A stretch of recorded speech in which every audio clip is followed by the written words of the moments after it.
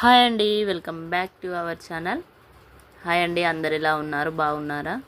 మేము బాగున్నామండి. మీరు కూడా బాగుండాలని మనస్ఫూర్తిగా కోరుకుంటున్నాను. ఇవాటి వీడియో వచ్చేసి ఏంటంటే, నేను కర్రీ ఏం చేశాను అనేది మా వారు చెప్తారు, ఒకసారి వినండి. హాయ్ ఫ్రెండ్స్, వెల్కమ్ టు డివెన్ ఛానల్. ఈరోజు ఎండు చేపలు జల్లలు చేస్తుంది, చూడండి. ఇది పెట్టాలి, అప్పుడు రోజు నీకు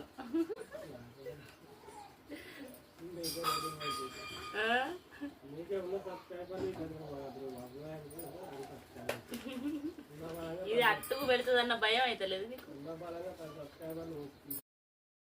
విన్నారు కదా అండి, ఇలా ఉంటుంది. మా పెద్ద పాపతోటిను మా ఆయనతోటి ఇదే పని. నాకు నేను వీడియో చేద్దామని నేను కెమెరా ముందు పెట్టానంటే నాకు ఫస్ట్ నా సబ్స్క్రైబర్ల కంటే ముందు వీళ్ళే నాకు కామెంట్ చేస్తారండి. వీళ్ళతోటే నేను వీడియో చేయడానికి నాకు చాలా సపోర్టివ్గా ఉంటాడు. తను మాత్రం కెమెరా ముందుకు రాడండి, తనకు నచ్చదు. నేను ఏ చేసుకుంటానన్నా కూడా తనకు అభ్యంతరం అనేది ఏం చెప్పడు. నాకు తన హెల్ప్ నాకు చాలా యూజ్ అవుతుంది. ఎందుకంటే వాళ్ళ సపోర్ట్ లేని మనం ఏం చేయలేం కదా. ఈ విషయంలో మాత్రం నాకు చాలా బాగా అనిపిస్తుంది. నేను వీడియో తీయడానికి మాత్రం నీ ఇష్టం ఉంది చేసుకో, కాకపోతే నేను మాత్రం వీడియోలోకి రాను, నన్ను ఇన్వాల్వ్ చేయకని అంటాడు. సపోర్టివ్గా మాత్రం ఉంటాడండి. ఇప్పుడు విన్నారు కదా ఎండు చేపలు అని. ఎండు చేపలు జల్లలు చేస్తున్నానండి. టమాటా ఎండు జల్లల కర్రీ చాలా సూపర్గా ఉంటుందండి. నాకేమో ఎండు చేపలంటే చాలా ఇష్టం అండి. మా పెద్ద పాపకును మా ఆయనకు ఈ కర్రీ అంటేనే వాళ్ళకు సరిగ్గా నచ్చదు. అయినా నేను చేసుకొని తింటా, ఎందుకంటే నాకు ఇష్టం కాబట్టి. వాళ్ళు తింటే, వాళ్ళు తినకపోతే వాళ్ళకు వేరే కర్రీ చేస్తా, లేకపోతే ఇక తప్పదు, వాళ్ళు కూడా తినేస్తారు. ఈ కర్రీ కోసమని ముందుగా నేను ఆనియన్స్, అలాగే పచ్చిమిర్చి, ఉల్లి ఆకులు ఉంటాయి కదా, ఉల్లి ఆకులు, అలాగే మెంతాకు, టమాటో ఇవి కట్ చేస్తున్నానండి.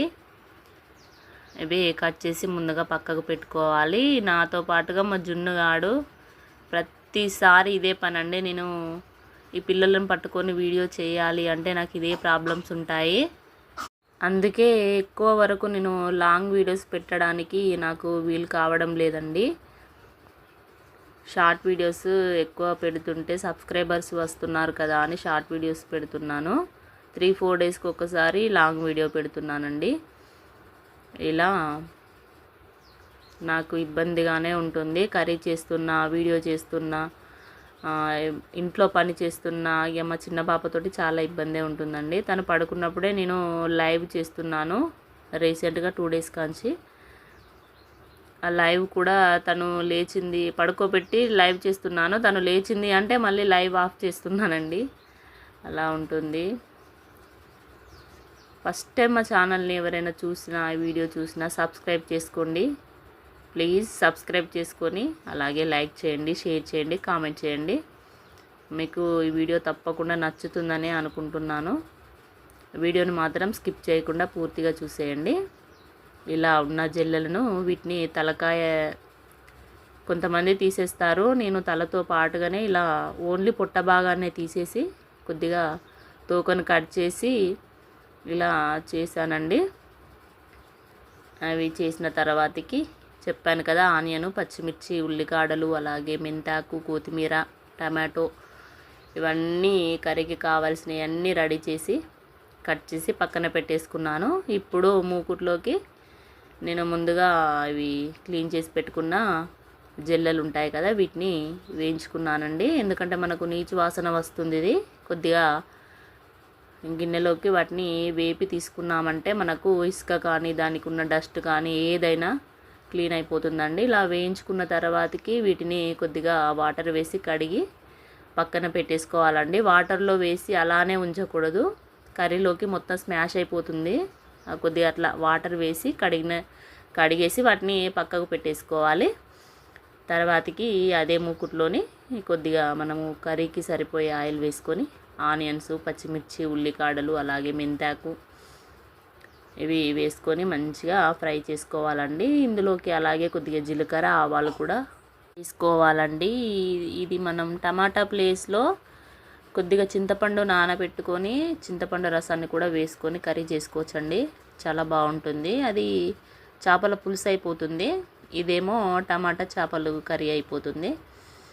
ఇలా ఈ విధంగా సాల్ట్ వేసి కొద్దిగా మంచిగా ఉడుకుతుందండి. సాల్ట్ కొద్దిగా వేసుకుంటే మనకు ఆనియన్స్ అనేది ఇలా గోల్డెన్ బ్రౌన్ కలర్ వచ్చినాక ఇందులోకి కొద్దిగా పసుపు అలాగే కొద్దిగా అల్లం వెల్లుల్లి పేస్ట్ వేసుకొని అంతా కలిసేలాగా కలుపుకోవాలండి. చూడండి, చేపలను నేను కొద్దిగా వాటర్ వేసి కడిగాను. కడిగిన తర్వాతకి వాటిని ఈ పోపులోకి వేసుకుంటే మనకు ఈ స్మెల్ అనేది ఇల్లు మొత్తం స్ప్రెడ్ అవుతుందండి.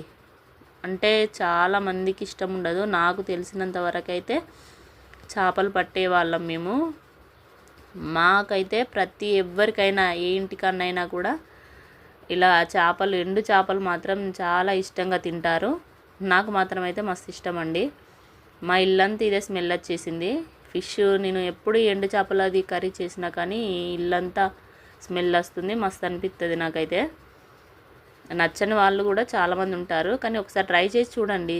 ఏదైనా ట్రై చేసి తింటేనే కదా తెలిసేది.